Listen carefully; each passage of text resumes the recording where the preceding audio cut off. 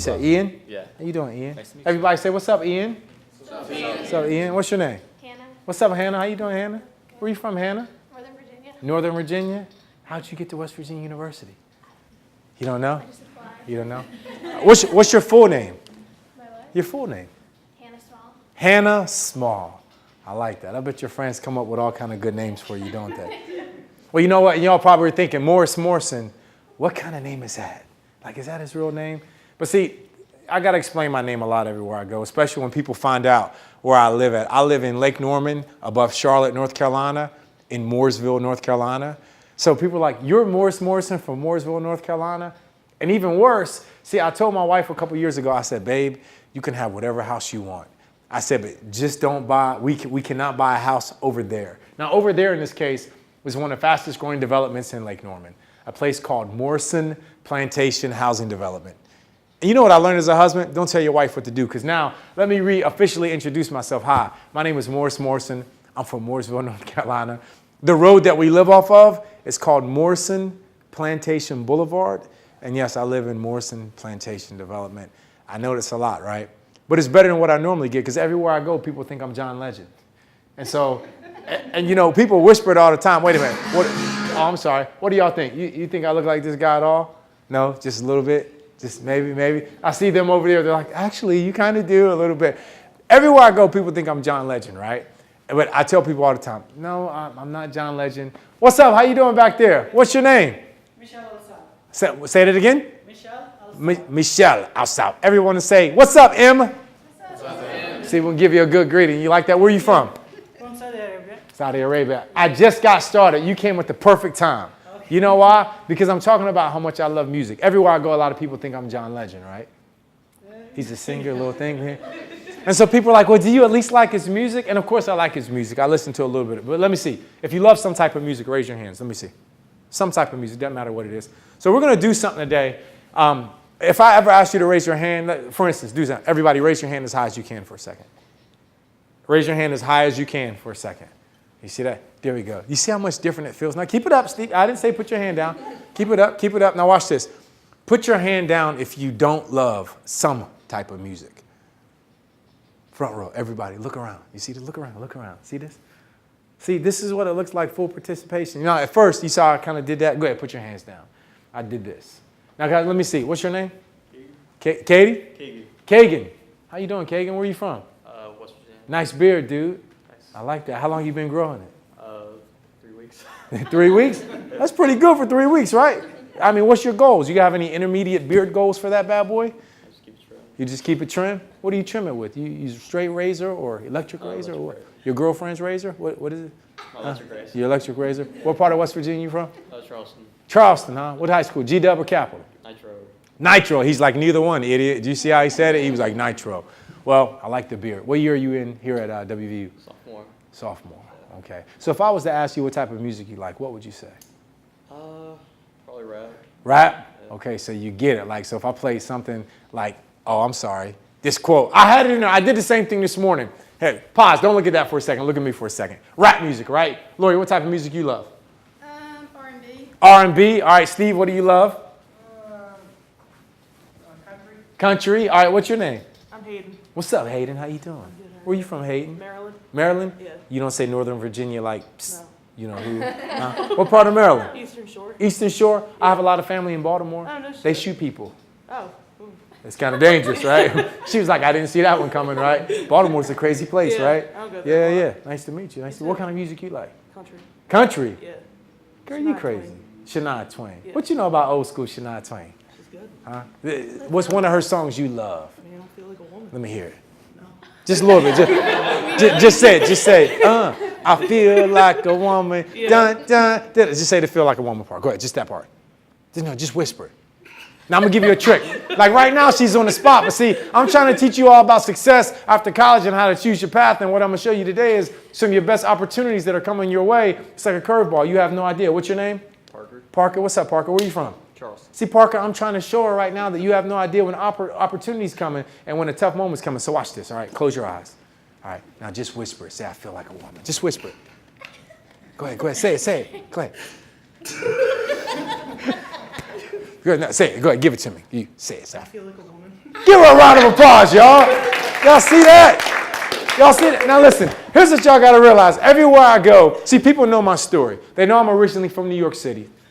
And I was adopted. I was raised right in Fairmont, West Virginia, 10 minutes down from here. And what's crazy, we got Lori in the audience right here. She's known me since I was a baby. When I was young, I was bad. Like when I say bad, they thought I was going like straight to prison or jail or something. I was ornery, mischievous. I was into everything. I would steal stuff, especially if you had candy. So that's why my wife makes sure I carry candy so I don't steal people's candy anymore. You understand? Like I have issues that I'm still dealing with.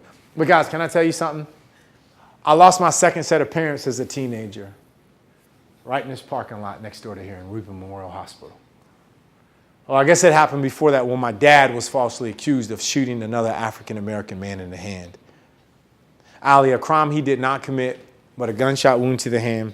He was given 96 years, almost 100 years in prison for a crime he didn't commit.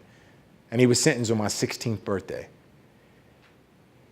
And the only person I had left in my life was his mother, the lady I called Grandma. And she was already sick. She wasn't feeling well. But when she lost her son to a prison sentence that was unfair, her body was already broken. But I think his sentence, I think it broke her spirit. And I had to show up. I had no car. I was 16. I had no money for a taxi. I had to literally lift the cushions from our couch at our house to get changed to catch a bus from Fairmont up here to Morgantown. And it dropped me off right here in the parking lot at Reuben Memorial Hospital. And I walked up and said goodbye to a lady who was my everything. And when I walked out that night, I was orphan again for a second time. And so as I'm standing right here on the campus of West Virginia University, the place that along with Fairmont State where I got my undergrad, WVU, I got my master's here. And this is where I crystallized and I formalized my plan. Ever since I was 17 when I started coming to campus here, I started dreaming really, really big about my goals and what I wanted. And I knew WVU was going to have a part in my goals. I just had no idea it would play the part that it did. So you guys have to know about me. A lot of people, when they hear that I was orphaned twice, especially like ladies, they have the same response. Like I'm talking to a lady and she says something and she says, oh my God, you lost 2 sets of parents. Like a girl, she'll always put her hand on my shoulder and she's like, I'm so sorry to hear that. And then just to lighten the mood a little bit, I always look at her and I say, it's okay. I'm handsome. See how you smiled just now? You see how Kevin, everybody look at Kevin. You see him smiling right now? Why? Because I learned early on that if you can laugh your way through life, then the curveballs and circumstances, they can't get the best of you. Hey, what's up? How you doing? What's your name? What's your name? Federico what? Perez? Introduce yourself to everybody. Hey guys, Huh? my name is Federico. Tell them where you're from, where you went to high school at in West Virginia. I go to West Virginia University and I'm an entrepreneur. Okay, no. I know that. You see that? He's like, I'm letting you know which college I claim. Tell him, which high school did you graduate from? I went to Tyler Consolidated. Tyler Consolidated, all right. And you came here from where? West Virginia, Payton City, but I'm originally from Colombia. Columbia. Have a seat. I already met him at a session last year. He's an amazing young entrepreneur. We got a relationship. I was able to do what are they, the Got 30 sessions? Have you guys seen the advertisements for the Got 30 sessions? You don't know what that is? That's the session where when you get a handsome, dynamic, prestigious alumni like myself who might be coming through town. I let Ali and Kevin and the rest of the team and Andrew, I say, hey, I've got time on this specific day to meet with, I'd say, 4 kids. And what happens is you get to sign up for a 30-minute one-on-one session to talk about your life goals and your plans with someone like me, someone like Steve, someone like Kevin, someone like Ali, someone who's going to be here who can show you a better way. And we had a great session, didn't we? And we've stayed in touch. And he's been reading a book, and he's posted stuff of the book online. And let me tell y'all something. Everybody turn and look at him for a second. Turn around and look at him. Federico, he has an amazing story, you all. Point at him right now. Point at him. Everybody point your finger at him and tell him. Say, you have a great story. Now point back at me. Get up here because I like attention. Get your eyes back up here. Guys, everywhere I go, people tell me I have an amazing story. And this isn't about me. I started off as a motivational speaker helping kids. Why? Because my motivational quote that I learned in my life early on is real simple. I learned that it's amazing what you can do when you have to. I'll give you guys an example. Right now, you all are listening to me. I'll talk about strategies so you all can be successful after college. And you guys will listen. Ali, some of them might even write a couple things down. But they don't have to interview yet. They haven't graduated yet. They don't have to do anything yet. It's amazing the gears that your mind will click into when you have to. And so some of you, and I don't mean to judge, but let me see. How many of you were raised by at least one of your parents? Let me see. It's amazing. I'd do anything to be able to say that. But that wasn't my story. And see, here's the deal. My story wasn't changed by losing 2 sets of parents. My story wasn't changed by West Virginia University. I believe the biggest part of my life happened one day when I purchased a brand new car after I graduated from West Virginia University, after I started working. I saved money. There was a BMW that I'd had my eye on that I wanted for a long time, and I saved. And Allie, when I finally got the car, I left the dealership. And remember, I told you I have family in Baltimore. I left Pittsburgh where I got the car at, and I planned this 4-hour drive all the way from Pittsburgh all the way to Baltimore just so I could break in the car, and I was excited. I'm driving. I leaned my seat back a little bit. And all I wanted to do was listen to some good music. Now, when I say good music, like, what'd you say your name was again? Yeah, Kagan, right? And you said you like rap music, right? So you like stuff like this right here? You see him smile? Did you see that? You see how I did it? Now, what y'all didn't see is like when I click play, everybody turned to look at Allie in the back of the room. Look at Allie. Like her shoulders started going a little bit when I started playing. Go ahead, get loose, Allie. So, you see that? You see how she got excited? See, guys, that's what rap music will do to you. Now, Kevin, I don't know what kind of music you listen to. What do you listen to? Reggae. He said reggae. You don't listen to reggae. Shut up. What do you listen to? You probably listen to that country stuff. That and Bob Marley. That and Bob Marley. You do like Bob Marley. I love Bob Marley. You like Bob Marley. That's good. You didn't used to do illicit drugs when you were in college, listening to Bob Marley, did you? Not that I can remember. Not that I can remember. Wrong answer. Guys, can I tell you something? Where I was raised, all we listened to was rap music. I love rap music. But that day when I purchased that car, I started driving down the road. And you guys are right now, you're thinking, what is rap music? What does music have to do with life after college? See, one of the biggest points that I'm going to make for you today is that the people that I see transition well after college, they don't just have a plan. They have a purpose. They have something that they're moving towards. But see, sometimes in life, the radio station will get changed on you. You'll be grooving to one song. Maybe your boyfriend will break up with you, a girlfriend. Maybe you won't get the job offer that you wanted. And all of a sudden, all these goals that you had will come crashing down. Well, guess what? You guys already know from my story that I'm used to change. I'm used to transition. I had a lot of things change early on in my life, and I had constant change around me. So I learned how to thrive in that. So I feel like the biggest value that I have to offer you all today is to tell you all, don't miss out on the good music when it comes. Don't miss out on it just because it's something you're not used to. Because that day, as I drove in the car, you already know I love rap music. I forgot my CDs. I forgot my iPod. I had none of my music with me. And then all of a sudden, I couldn't even get a radio station to come in. So I'm sitting there driving, and I'm thinking to myself, God, can you please give me a radio station? I don't care what it is, I'll listen to it. I was driving a car, like I wanted to bump to something. All of a sudden, I guess God answered my prayers because all of a sudden this came on. I was like, nope, I'm a brother. We don't do that. I cut that country music off as fast as I could. Now, I'm sorry, Kevin, it sounds like I'm a little closed-minded, right? Like I was thinking to myself, there's no way I'm listening to country music. There's no way it's happening. But then all of a sudden I had this moment. I felt like an idiot. Go ahead, say it to me. Say, Morris, you're an idiot. Say it. Say it. Morris, you're an idiot. See, I hear all you all saying it to me. You're smiling as you say it. You enjoy saying that a little bit too much. What's your name again? Mo. Mo? Mo, listen to this. I felt like an idiot. I cut the country music back off and I started driving in silence. And I was thinking, all right, I'm a professional speaker. I'm a consultant. I'm an author now. Like, I'm trying to motivate and inspire people to have a better life and to try to grow beyond their circumstances. But I thought to myself, what type of God does that make me if I can't even listen to a genre of music just because it's different than what I'm used to? Doesn't that kind of make me a hypocrite? At least that's how I felt. So all of a sudden I said, okay. I said, all right, I'll listen to this stupid country music. I leaned over, I cut it back on. I said, did he say turnips? Did he say pork rind? How many of y'all have ever heard this country song before? Billy Currington's Good Direction. See that? See this side, y'all know what's up. You see this over there? That side over there, they don't, but you got it, right?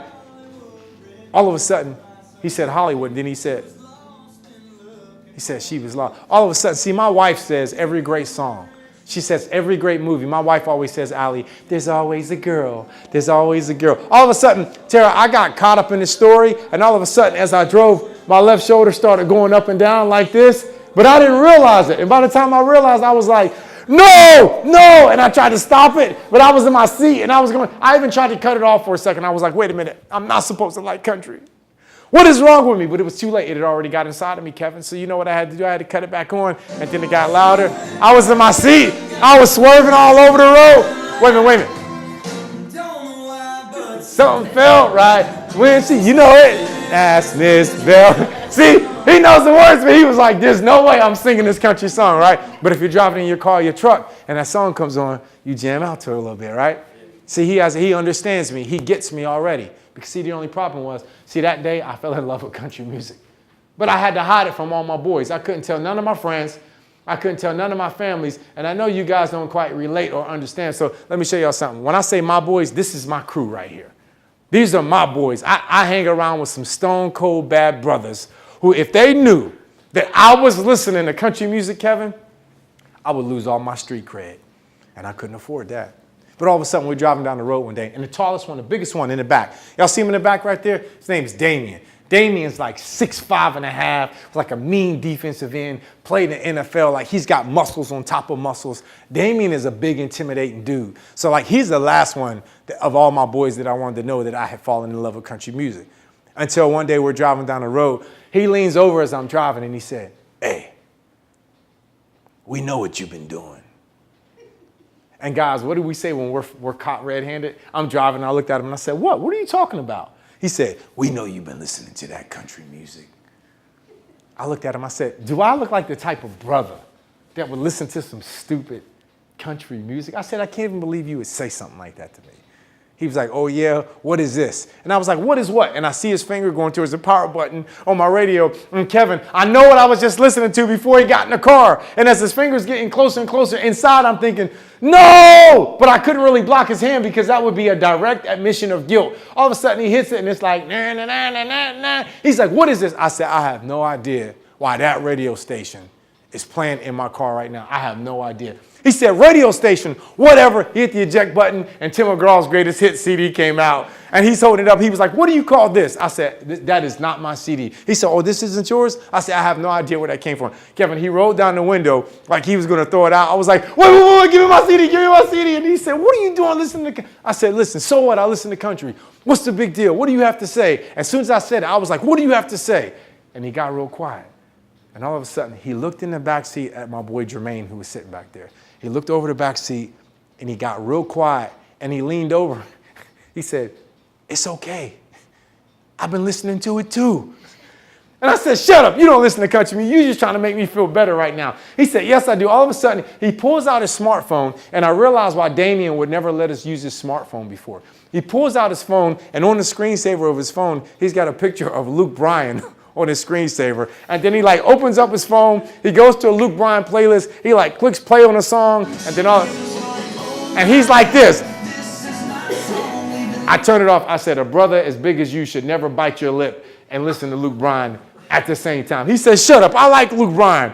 So all of a sudden, me and my boy Damien, we burn CDs now. We help each other. And nobody even burns CDs anymore. Like, that's foreign to y'all. But every now and then he's like, yo, what new country music artists you been listening to? And I'm like, man, check me out on Spotify. So I'll send him like a little list every now and then. But see, here's the deal. You know what's funny about it? When I look at all my boys, I got all my boys, every single one of them listening to country now. Yep. And it's crazy when people find out, they're like, what? A group of brothers, what are y'all doing listening to country? And then right now, you could even be thinking to yourself, well, we're so many minutes into the program and I'm still talking about music. What's the big deal? See, the big deal is this when you think about it. I speak at meetings throughout the world. And the statistics, the data, the research, it says that students just like you, audience members come to meetings, they come to programs just like this. And there are so many people who get exposed to new information or new ideas. And they'll come and then they'll walk out of that door, and because we're busy and because we have a schedule to get to, most people don't implement anything new that they learn. They'll listen to it, they'll say that was a good story, he made some good points, but most people don't implement. So right away when people always ask me, they're like, well, Morris, how did you make it from that parking lot and Reuben Memorial Hospital to where I am now today, being a successful husband and father, business owner, and proud WVU alumni, I tell people, I think what happened to me in that car that day, it changed my life. Because I asked myself, I said I would never, ever listen to country music. I said, you know how many people say I would never, ever live in Columbus? Or I would never, ever live in New York City, or I would never, ever work in this industry. I see so many people, and I see so many college students who limit their opportunities when they graduate and they get ready to leave campus just because they have an idea in their mind of who the boyfriend is they should be dating, who they should get married to, where they should live, what career they have. Well, the best part about it is you might be missing out on some of the best music of your life. Not you personally. I'm just saying any student who says, I don't want to do this. As a matter of fact, can I tell you what happened?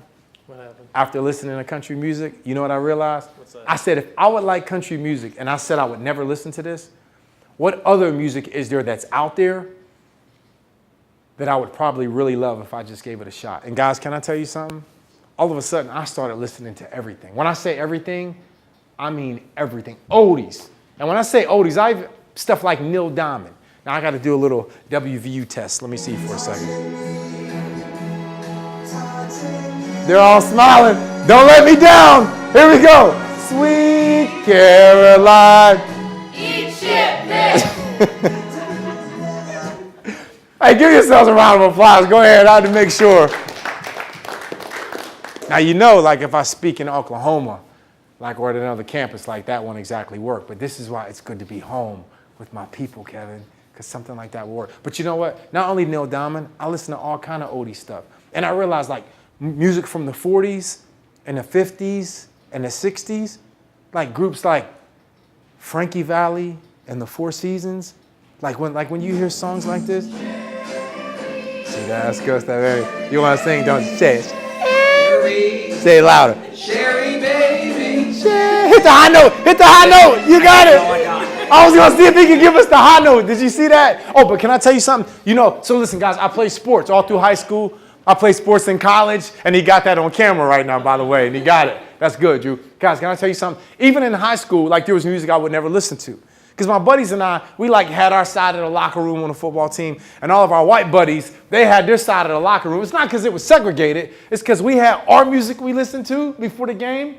but then on that side of the locker room, all of our white friends, they would listen to like heavy metal, like Pearl Jam, Metallica, and we would stare at them from over there like, what the heck are they listening to? Like, they're just screaming. You don't even know what they're saying. But you know what? The problem was, now that I look back at it, Kevin, I just wasn't open to it. I see, now, when I listen to something like Metallica, like that Inner Sandman, you see that? How many of y'all like Metallica or any heavy metal music? Let me see. It's okay. You see that? You see that? Now, I got to be careful because that's Virginia Tech's football song. They come out to that. And Inner Sandman is big in Blacksburg. And that's our only blemish from our record this year, so I'm a little upset about that, okay? But guys, can I tell you something? Listen, I know you said you like rap, and I still listen to my rap. So when you listen to my playlist, it's real diverse. You're going to see some oldies, some of that. You're going to see some old school like DMX. You see him smiling? Look at that. Stop. You see that? He got the biggest smile on his face just now as soon as he heard it come on. Why? Because only music will do that to you. But you know what I did, Kevin? I almost made one of the biggest mistakes of my life by only listening to one genre of music my whole entire life. It could have messed me up big time. And what do I mean by that? Now I recognize that there is all kind of amazing music that's out there. And when I hear some of the classic music, I ask myself, how could I possibly gone through life without listening to someone who I consider one of the greatest groups ever? Like when you hear music from the Eagles, or Journey. You see that? Now see, well, everyone in every room, when they hear Journey, when they hear that, it doesn't matter. Guys, I speak to all black audiences in the middle of nowhere or in LA or Chicago, and all black audience, if they hear that Journey song, everybody smile, go like that. I'll be in the country in South Dakota. They hear that song right there, the whole audience will just smile. Guys, I almost went through my whole entire life without experiencing some of the best music ever because I wasn't open. You know, 88% of most people who graduate from a college campus, 10 years later, the studies show 88% of people when they graduate college. 10 years later, if you find them and you do a post-analysis, they're engaged in a profession or a career that has absolutely nothing to do with what they majored in. 88%? I like to round up for dramatic effect. 90%? So either people are getting it wrong when they're in college and they're majoring dramatically in the wrong things, or either colleges are getting it wrong because they're not preparing kids for real life when they get out, and maybe it's a mixture of both. Maybe it's nobody's fault. But see, I tend to think that the earlier you start embracing new ideas, exposing yourself to new opportunities. This morning I was speaking to a group of entrepreneurial students and MBA students in the College of B&E. And there was a kid there a white kid named Tommy. Was it MBA student, Steve? He just came back from the National Black MBA Conference, the largest African-American business leadership conference in the world. I looked at him, I said, what the heck were you doing there? And I was joking with him this morning. And I just watched him talk about his experience, and we connected afterwards. He talked about how it changed his life. Some of you in this room may be 18, 19, 20. Over these next few months to come, I want you to intentionally, every time you get in your car, I want you to listen to a radio station you would have never listened to before. I want you to maybe next month, next semester, sign up for a class that you would have never been interested in signing up for before. But you know what else I want to see you do?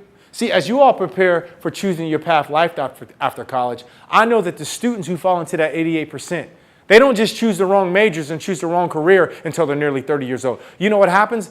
Chances are they also marry the wrong person in their 20s also. Because we don't have a high divorce rate, we have a high marriage rate. And matter of fact, Kevin, I believe there should be federal legislation, a new law that should be shifted, that should come down from the federal government that says no one is allowed to get married until they're 30. And I guarantee you, that 50% divorce rate on your first marriage, 63% divorce rate on the second marriage, and it's like a 71% rate. It just goes up the more you do it. I guarantee you that would change.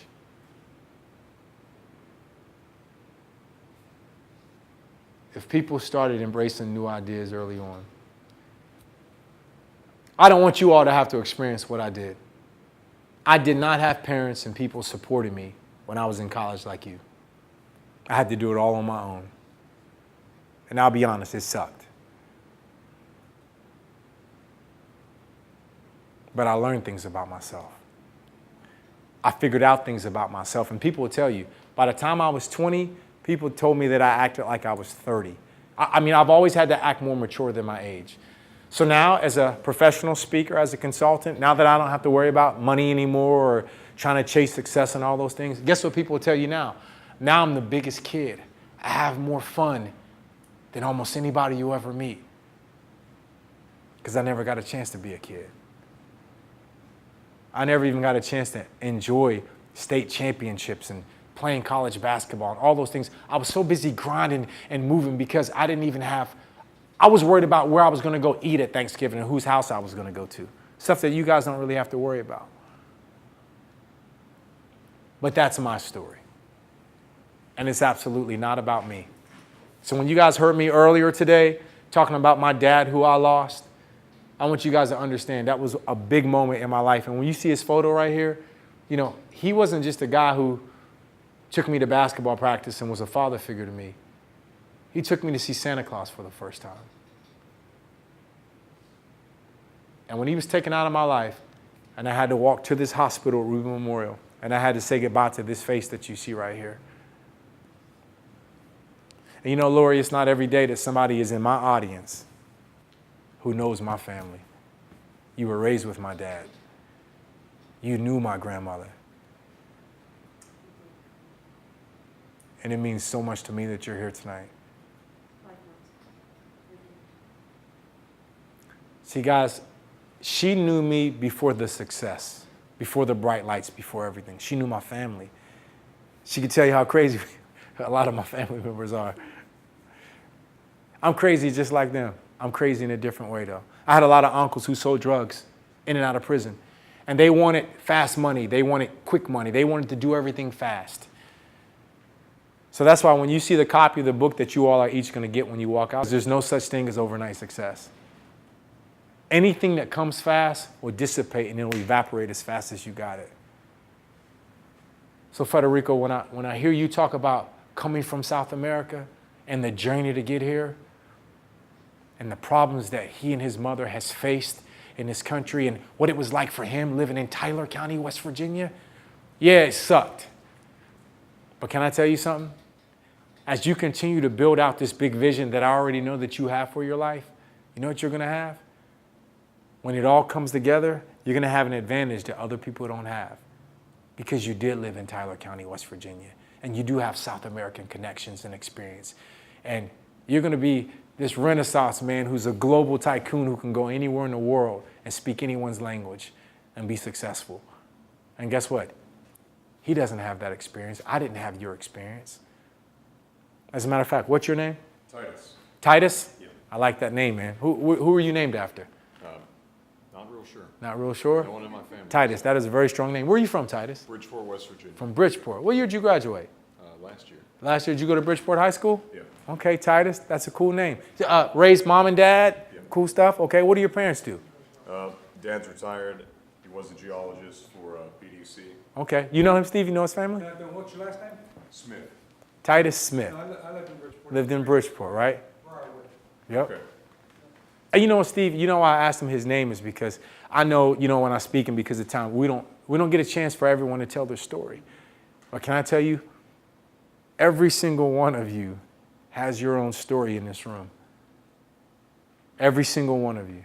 Every single one of you, your story comes with a little bit of its own pain.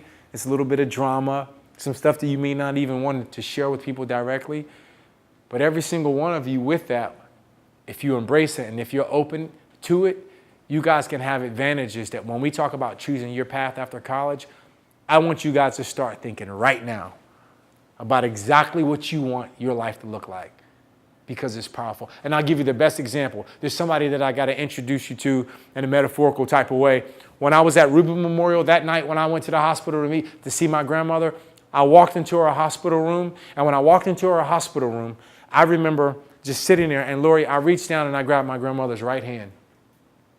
And at the time, I couldn't even turn and face her, so I turned my body away from her. And I remember just standing there. I was crying. I was upset. I knew my grandmother wasn't going to make it. But the doctor stood right there in the doorway. And the doctor, he stood in the doorway, and he came over and he gave me a hug, and he said, son, it's going to be okay. You're going to be okay. And he just kept saying that. And he knew it was a tough moment for me. And then the doctor whispered to me, he said, son, just because your grandmother's in a coma and she can't respond, it doesn't mean she can't hear you. He said, talk to your grandmother. He said, say something, talk to her. And guys, I didn't know what to say or do. But I probably did what every single one of you would do in that moment. I made a bunch of promises to her. And anything I could name, Allie, I just said it. I said things like, I'm not going to do drugs. I'm not going to sell drugs. I'm not going to go to jail. I'm going to keep reading my Bible. I'm going to do well in high school. I'm going to go to college one day. But I remember before I left, I remember exactly what I said to her. I said, I'm going to be a good husband one day. I'm going to be a good father. I'm going to do something with my life, and I'm going to make you proud. And guys, when I dropped her hand and I walked out of her room, I knew that was it. At least that's what I thought. I had no idea that now looking back, Kevin, I thought I was there that night to say goodbye to her. I thought that right here in this parking lot, the blue lot where everybody tailgates at, every single time I come to the blue light, I stop and I turn and I look up at the 8th floor, the last room on the right-hand side. And I remember walking away from the hospital that night when they cut the light out in our room. But now I don't remember that as much, Allie, as I remember what the doctor said before I left. If you want to really understand how to have a great life after college, if you guys want to be smart, you might just want to do what I've done. I've just tried to take the 3 things that the doctor taught me and apply them to everything that I do. The doctor, before I left, he said, son, I know it's rough. I know it isn't easy, but if you listen to me, I got something that'll help you. He said, it's helped me. It'll help you. He said, son, if you want to have a good life, if you want to have your American dream, he said, number 1, don't ever be a victim. I said, excuse me? He said, son, don't complain. Don't blame other people. He said, life isn't fair. He said, the moment you start complaining and you start blaming other people, he said, you're going to miss out on so many opportunities. He said, and then you definitely won't do the second thing I want to share with you. I said, what's the second thing? He said, take responsibility for yourself. Take ownership of your life. He said, don't worry about what other people are doing. He said, number one, if you're never a victim and you don't complain and you take responsibility for your life, he said, you can do amazing things. He said, but number three is the big one. He said, never expect somebody to give you something that you don't work for. And then all of a sudden, I can trace every single decision that I've made in my life from that point, especially the tough decisions. And guys, I'm not perfect. I've made a lot of bad decisions, but I've made a couple good ones along the way. You know what I realized? I realized that these three things that you see right here, that the doctor told me, don't be a victim, take ownership of your life, don't expect anyone to give you anything. You know how much poverty in our country would be reversed and would change if people didn't expect to feed them? You know how many welfare beneficiary people in our country who've been expecting the government to do something for them? Like many people I know, like many family members that I have, I was raised that way. I needed every single ounce of welfare my whole entire life. But when I came to WVU, I remember thinking, if they just let me in the door, man, Kevin, if they just accept me, I'll have a shot. You know what's funny, Kevin? Before I left that day, I think the doctor, he's a sharp guy. I think he knew the mood was kind of heavy, and so to try to lighten the mood a little bit, he looked at me and he said, hey, son, he said, did I hear you promise your grandmother that you're going to be a good husband and father one day? And I just remember thinking that was an odd question. But I remember looking up at him. I said, yeah, why? He said, tell me about your wife. I said, excuse me? He said, go ahead, tell me about your wife, describe her. And I remember thinking, dude, I'm 16, what are you talking about? He said, Morris, I see so many people let the biggest goals and dreams in their life walk right past them because they don't know what they're looking for. He said, go ahead, give it a shot. Try to describe her. And I'm standing, I'm 16. I'm like, I don't know what to say. And whatever I say is going to be stupid. And I don't want to do it. And it was kind of like when I wanted you to sing a minute ago. You know that Shania Twain song. You knew that song. You wanted to be like, I feel like a woman. Dun, dun. Like she knew the song. And I knew what type of wife I wanted. I felt silly saying it. He said, go ahead, son, try to describe her. I said, okay, I can describe her. She's going to be, my wife, she's going to be hot. He said, no, son. I said, sexy. He said, no. I said, beautiful. I said, I can do this all day long. He said, no, not that, son. He said, tell me something about her. He said, just tell me something that's special about her so that when you meet her, you'll know, so she doesn't pass you by. Remember, he said, I see so many people watch their dreams pass them by. I said, okay. All right. I got it. I said, her smile. I'll know when I see her smile. He said, there you go, kid. He said, when you see that smile, you move heaven and earth to make sure that you don't let her out of your sights. Well, I think I took that a little too literally because I met her when I was on campus and I was in grad school here. And one day she went walking past me and I was just like, oh my God, who is this? And I ran up to her and I tried to introduce myself. I was like, hey, how you doing? I was like, what's your name? I was trying to be all cool. And I like, when I look back at it, I was probably like trying to be all Mac and trying to be all cool. I was probably like, hey, my name is Morris Morrison. And guys, can I tell y'all something? We are never as cool as we think we are. Because see, now that I look back at it, I was trying to be all smooth. To her, I probably sound like, hey, I'm Morris Morrison, how you doing?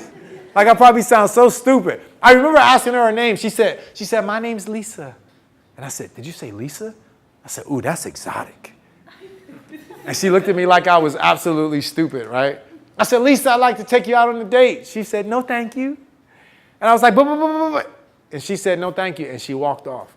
Now, the only problem was some of my buddies were there. They were like, ooh, you don't want that to happen in front of your boys, right? So I was like, shut up, guys. I got a plan. I got this, okay? I got a plan. My boy was like, what's your plan? I was like, I'm not telling you my plan. He was like, you don't have a plan, do you? Yes, I do. I walked straight into the registrar's office. One of my buddies named Tony worked in there. I said, Tony, I need a printout of Lisa Gaston's schedule. I need to know where all her classes are. I got to ask this girl out again. I don't know what y'all thinking right now. You thinking that's like the definition of stalking 101, right? I would call that persistence. I said, come on, Tony, I need a printout of her schedule. He looked at me and he said, no, Morris, not again. I said, no, Tony, this is different this time. I said, no, this is different. He said, no, Morris, and he kept telling me no. I was like, Tony? He was like, no, Morris. I was like, Tony? He said, Morris. I said, no. I said, Tony, I didn't want to have to do this, but you leave me no choice. I said, Tony, I know what you did last Saturday night. He said, I'll be right back with that schedule. He came back, and every time my wife, Lisa, would come out of class, she'd see me standing by the door. I'd be like, what's up, Lisa? How you doing? How about that date? She kept saying no, but eventually she realized that everywhere she went, I was also there. And she started getting real nervous. And she said, stop following me everywhere I go. She said, leave me alone. And I couldn't wait to say the same thing she said to me. I looked at her and I said, no, thank you. And eventually she did get upset. And she said, if you don't stop following me, I'm going to call campus police. I was like, ooh, did she say the popo? You say popo to a brother, we go to another level, right? I was like, she can't call the popo on Momo. Like, I got to do something about this, right? So I started carrying hot chocolate. Y'all know how cold it gets here in the wintertime. She come out of class, I had some hot chocolate. I said, Lisa, would you like some hot chocolate? Would you like some hot chocolate? At first she was like, no, leave me alone. She took a couple steps and she stopped and she was like, give me that hot chocolate. And I was just like, she took the hot chocolate. She took that. Kevin, I got excited because you know, obviously, Kevin, you wouldn't understand this, but it was a complete metaphor for the hot chocolate that she would get later in life. Do you understand that? It might take you a minute, Kevin. Thanks for explaining. All right, it. everybody say it. 1, 2, 3, say hot chocolate. Hot chocolate. See that? My man. Guys, can I tell y'all something? When she agreed, see your hand for a second. Let me see your hand, your other hand, your left hand. See, on our very, very first date, she said, if I go out on one date with you, will you leave me alone? I said, girl, if you go on one date with me, I'm going to change your life. She was like, you're pushing it. No date. And I was like, all right, relax, relax. Very, very first date, I leaned over and I grabbed her ring finger. And I said, what are you, a size 10? She was like, get off. You are not buying me a ring. I said, yes, I am, girl. I'm going to marry you. She was like, I am not going on a second date with you. Obviously, y'all know how this story ended. You know there was a second date. So go ahead and say it. Say second date. Second date. You know it's a third. Say it. Say third date. Guys, before you know it, we're in the middle of New York City. The crowd's chanting. We're in Rockefeller Center. She's thinking we're ice skating. She got really, really cold, so she asked me to go get her some. Oh, y'all good, Mountaineers. I like this. I like this. Before you know it, I handed out 7 cameras to strangers. She had no idea I was proposing. I was standing there. 7 cameras turns into 15. Before you know it, it's jam-packed in Rockefeller Center. Everyone's wondering what's going on. People are taking photos. I'm on my knee proposing. Everybody thought John Legend was getting engaged. You should have saw all the people circling and everything. And guys, I jumped up. I screamed, yes. Can I tell y'all something? You know what I thought about today after I spoke this morning? Steve, I think the single best decision that I've ever made my entire life was to not hear her when she said no. Because I promise y'all, she would not have stalked me. She meant no, and my persistence, eventually it paid off. Can I tell you what? I see so many people. Who I married is the biggest decision. Who you marry, if that's something you want to do, if that's something that matters to you, it'll be the single biggest decision you ever make in your life. But as we're talking about choosing your path and life after college, and you think about these 3 things that the doctor said, I also want you to think about what the doctor really meant when he asked me, when he looked at me and he said, what type of wife do you want? Because see, here's what I believe. I believe I can cross the word wife out, and I can just put the word life. And I can say, what type of life do you want to have? I can put any word there I want to. I can say, what type of impact do you want to have? Whatever I say there, what type of job do you want to have? What type of air do you want to breathe around you when you wake up and go to work? What do you want to live at? What he taught me that day is so many people, they don't transition well after college. They don't transition well in life, period, because they don't know what they're moving towards. How many of you want to be really successful one day and make a decent living, make a bunch of money? Raise your hands if that's on the table. Raise it high. Don't be afraid. Money's not a bad thing. Raise your hand high if you want to make good money one day. Okay, that's good. Well, let me tell y'all something that I learned from this man when I first met him. And he's become a father figure, a big brother, a mentor, a business advisor. He met me before my career blew up. And he said, Morris, I just want to make sure that you keep your fire going when you're speaking, and you're doing it because you get to reach people and touch people and you get to make an impact. He said, because once the money starts flowing, it comes and all of that, then, and that's happened. I don't worry about the money anymore, and now I got to have conversations I never wanted to have with my accountant, and now I got to worry about tax problems and IRS stuff that I never even heard codes for and words. I just know we got to write on big checks so I don't go to jail. You understand what I'm saying? Because that's what happens with success. And guys, I want to tell you something. If you want to have a great life after college, if you really want to choose your path then you have to understand this. When we say choosing your path, the power is in that. The power is in the word choosing. You just better make sure you're not majoring in something because your friends are majoring in it or because your parents are pressuring you to do it. You better make sure you're choosing a job that you're really passionate about to the point where you don't care about the pay. Because if you can't say that, Titus, then as soon as you start having problems in that job, or even better, you have no problems in the job and you're smooth selling and the job goes well, but 7 years into it, you get bored because you're so damn good at it and it doesn't challenge you anymore. You better make sure you're choosing to do something, Titus, that's going to give you an opportunity to feel like you're making an impact or making a difference or you're engaged in your passion. You understand what I'm saying? Hey guys, can I tell you the best part about it? The best part about it is as soon as I got engaged, as soon as Lisa and I started planning our wedding, I got the craziest text message that I'd ever seen my whole entire life. It was sent to my cell phone from my morrismorrison.com website. I used to have a guest book on my site, Kevin, where if someone saw me speak, they could be like, dude, you rocked it, changed my life, something cool. They could leave me a message. They could sign my wall on my website. And before I had it where just anything would post. But then my buddies would like trick me and they would say, hey, who was the girl I saw you with at the concert last week? And I'd be like, what are you talking about? And they would be joking around and just putting goofy stuff on my, just to trick with me and mess with me. And I realized I got a lot of practical jokers as friends. So I set it up so that if somebody signed something on my wall, it would come to my cell phone for auto approval first. And I can click accept and it would post. Guys, Lisa and I just got engaged and we were planning our wedding and I'm outside washing my car one day. And a message comes to my phone and it says,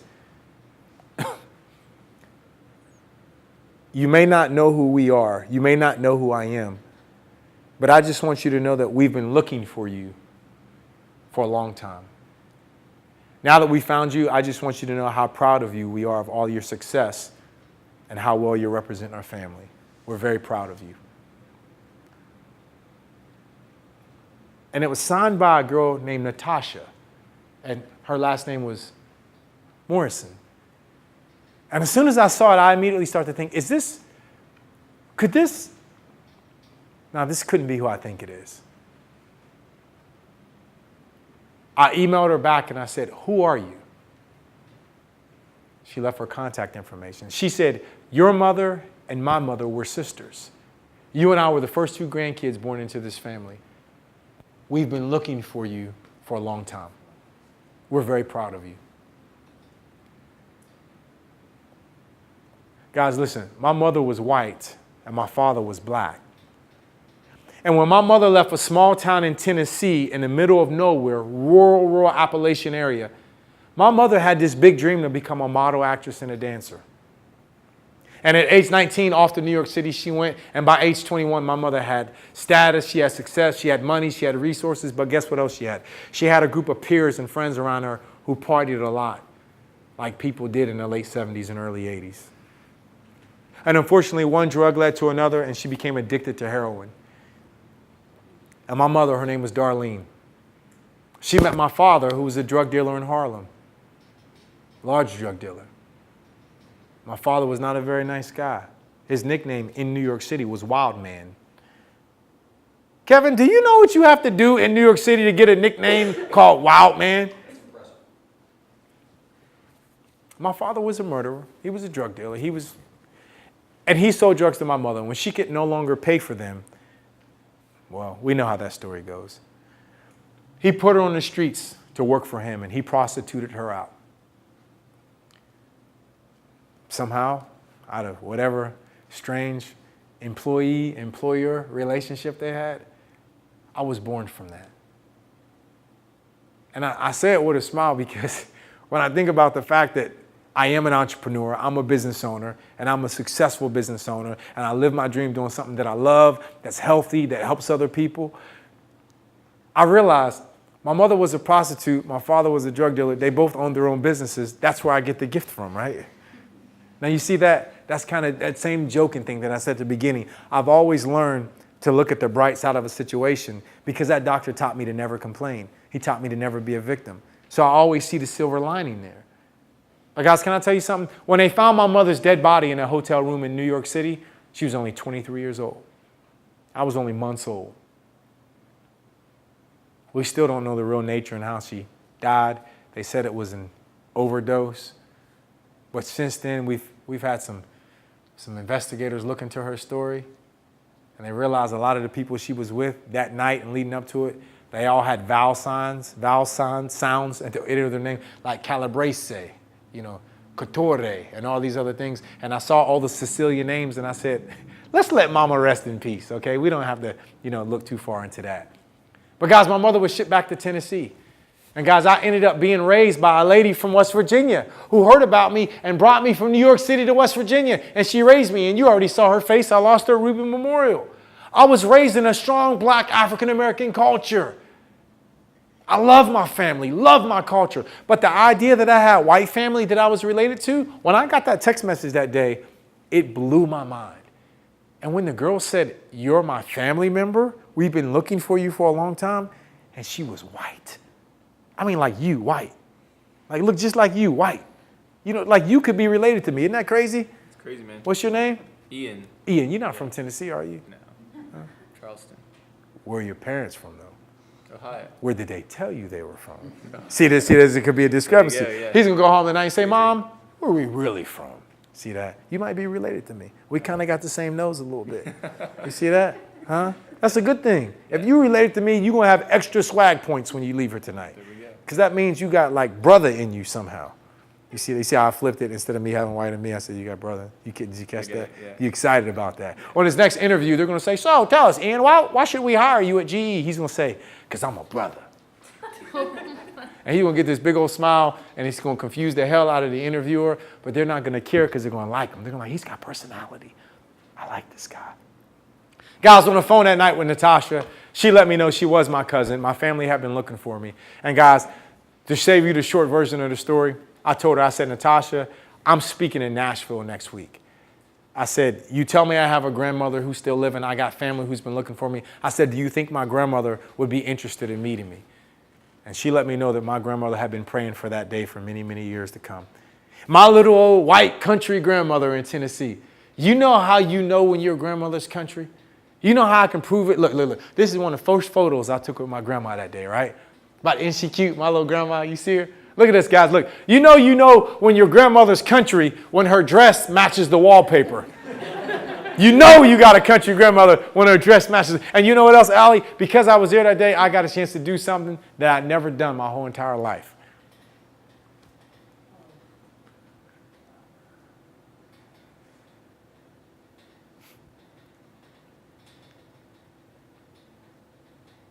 They couldn't even afford a headstone for my mother's grave, and one of her high school graduating classmates, he was a stonemason, and he worked great with rocks, and he handmade that for her.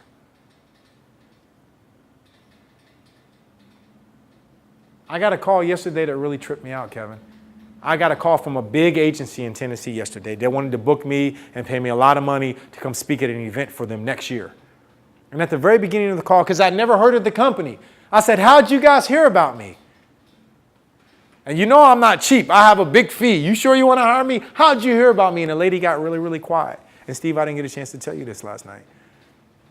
She said, I'm not sure if you really want me to answer this question. And right away, I knew something was coming. She said, Morris, someone posted something about you on Facebook last week, and a lady named Carol recognized it. And that lady named Carol called my agency yesterday and said, I know which speaker you need to book for the conference next year. And then she said, well, how do you know this man? And then Carol said, because when they buried his mama when he was a little baby, They thought that his father had something to do with her death. And so his father was standing at the end of the road at his mother's funeral with their son on his shoulders.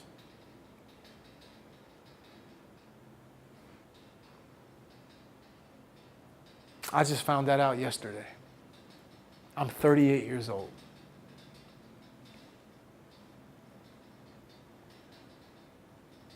You know what's funny?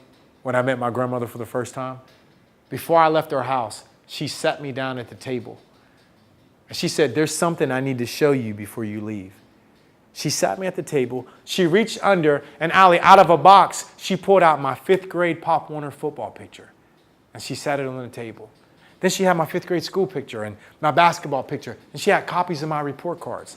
Kevin, she starts pulling out all school photos, sports photos, all the way up through high school and college, and things about me when I was at Fairmont State and WVU. She pulled out all of this timeline of information, and she sat it on the table in front of me. And then when she had this big pile, she said, well, that's it right there. I just want you to know that Grandma couldn't be there for you, but I've been there with you in spirit this whole entire time. I said, Grandma, where did you get, how did you, I saw that she had all this information on me. I said, where? And she could tell I was struggling. She pulled out from under the table an envelope, and she sat it on the table, and she pushed it across to the table to me, Allie. And before the envelope got to me, I recognized the handwriting. It was the handwriting of my black grandmother, Gwendolyn. My white grandmother, Pauline, leaned forward to me, and she said, there's things we had to do for you that you'll never know about. Sacrifices that we had to make that you'll never know about so you could have this life. She said, but don't you ever forget whose last name you have. She said, you have my last name. So don't you go mess it up either. And guys, it was that day that I learned that these two ladies who you see right here, I can travel this world far and wide. I will never find two greater leaders in my life. Two ladies who, as different as they were, night and day on different sides of this world, they didn't have much in common. They had one thing in common, and that was me. They shared resources. They made sure I had what I need, and God knows whatever else sacrifices they made just so I could even stand right here today. So when I look at each one of you, as a matter of fact, I want everyone in the room, everyone, close your eyes for a second, please. Everybody.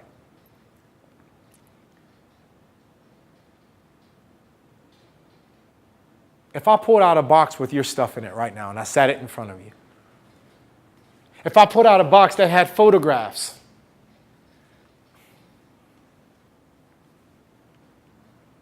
of your entire life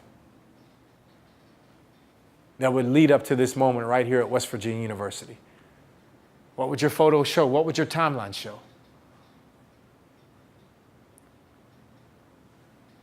Would it show a person who stopped dreaming?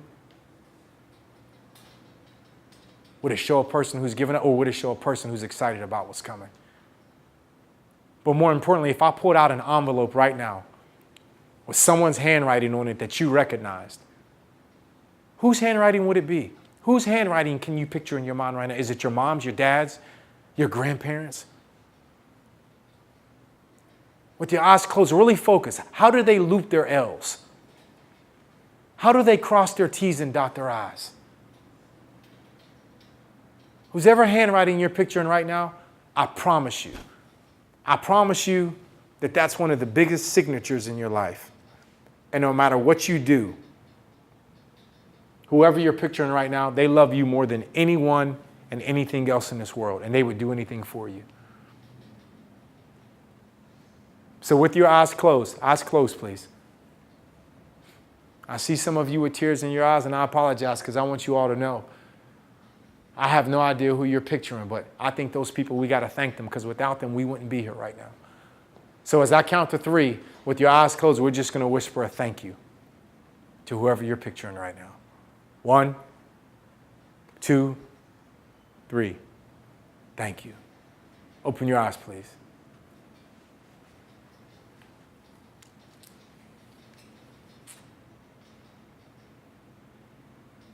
You guys, there are no coincidences. No matter who you are, no matter where you're from. Every single one of you has tremendous gifts. College. First, you got to believe that even before you came to college, you came here packed full of hopes and dreams, and you have potential. So some of you, if you've been dreaming a dream that's too small, I want to encourage you to dream a little bit bigger. If you're not dreaming something that scares the heck out of you, if it doesn't scare you a little bit, you're not dreaming big enough. And it was the doctor who saved me that day who taught me how to dream. Maybe it's me today sharing this information with you. But I'll tell you what, that doctor was absolutely right. Because when he said, don't you give up until you find that girl and you see that smile, he was right, because this is the smile he was talking about right here. My wedding day, the happiest day of my life right there. But you know, that wasn't the only smile I got to see that day, Kevin. I also got to see the smile of a precious grandmother, because I'd never known her my whole entire life. And you think that me meeting my grandmother just 5 months before my wedding and me getting a chance to dance with her at my wedding day, you think that's a coincidence? There's no such thing as coincidences, you all. Now, the only bad part about this picture right here, Kevin, we had a very awkward moment. This looks like, oh, it's so sweet. She's leaning up. You know what she's about to ask me in this photo? She's like, when you gonna make me some grandbabies? And I'm sitting there, and like I tried to ignore the question. I was like, oh, Grandma, you funny, you know, Grandma. She said, now, when you gonna make me some grandbabies? And I'm thinking two things. First of all, woman, I just met you. Second of all, I ain't talking about sex with my grandma. Like, just kind of awkward, right? But you know what? I guess she won out, because the grandbabies have come. And can I tell you something? When you see this photo right here, you see one of the proudest things in my life. Little Miss Dorothy Jean Morrison. We named her after my Aunt Dot. We call her Baby Dory. Daddy calls her Gummy Bear. That's my world right there. And she's making impacts here at WVU too, because a month ago, President Gee, he got a chance to meet her. We were all down at the Greenbrier when we were all down there. And look, we took this photo together, right? And look, and then President Gee, he said, Morris, this little girl has absolutely melted my heart. And I said, that's good. I said, because President Gee, she's melting my wallet. I said, so I'm going to need you to commit to a full ride right now to WVU. He said, well, I think we can work that one out. What do y'all think? Y'all think we got a future Mountaineer right there? You think that's possible? Give her a little round of applause, little future Mountaineer. Guys, as I close, I got to tell y'all the best part of the story. You know why? Because in true Hollywood fashion, doesn't Hollywood always save the best for last? Say it. Say best for last. Hollywood, even those country music writers like Billy Currington, he said, she went way up yonder past the caution line. And then we found out it was Mama who gave him the sweet tea, right? Save the best for last. Guys, can I tell y'all something? Over these past couple of years, my family has had the opportunity to enjoy one of the biggest gifts ever. I wish you guys could have been there when, after serving over 20 years in prison for a sentence that he did not commit. I wish you guys could have saw my father when he walked out of prison that day, when he was released as a free man and his charges were overturned. He was given his life back. I don't know what was better, seeing him walk out as a free man that day, or seeing him walk into my house and crawling on the ground with his granddaughter when he became a pappy officially. Guys, I wish you guys could have been there, but since you weren't, I'm glad we had some cameras that were. Guys, let's take a look at these last 50 seconds as we get ready to close right here. I'm coming home, I'm coming home. Tell the world I'm coming home. Let the rain wash away all the pain. Guys, when life starts throwing these curveballs at you that you don't expect when you guys leave this campus, don't stop fighting. Don't just fight for your dreams, but don't ever stop fighting for the people who love you and the people you love the most. Because after all this is said and done, the money, success, and everything, who you have with you in that journey, that's all that matters. Because this right here, this is who I fight for more than anything in this world. But you know what? I don't just fight for my girls. I don't just fight for my family. I fight for my customers. I fight for my clients. And in this day of social media, I don't have a choice but to be a role model and a public figure. People watch everything that I do. But you know who else I fight for? I fight for my Mountaineers. If I can ever do anything to help any of you in this room right here, or anyone that you know, don't you hesitate to let me know, because this is what I'm about. And y'all don't have to listen to everything I said today either, because People think I'm some fancy motivational speaker or this or that. Guys, I don't even like the title motivational speaker. Yes, I'm a professional speaker, but I got the 2 best titles in the world, and it's why I am certified, why you can trust my words, and my 2 best titles are the reason why I'm pretty awesome. Everywhere I go, 2 best titles I love, people simply call me Lisa's husband and Baby Dory's dad. And I love you guys so much. Thank you so much. I appreciate you. Thank you.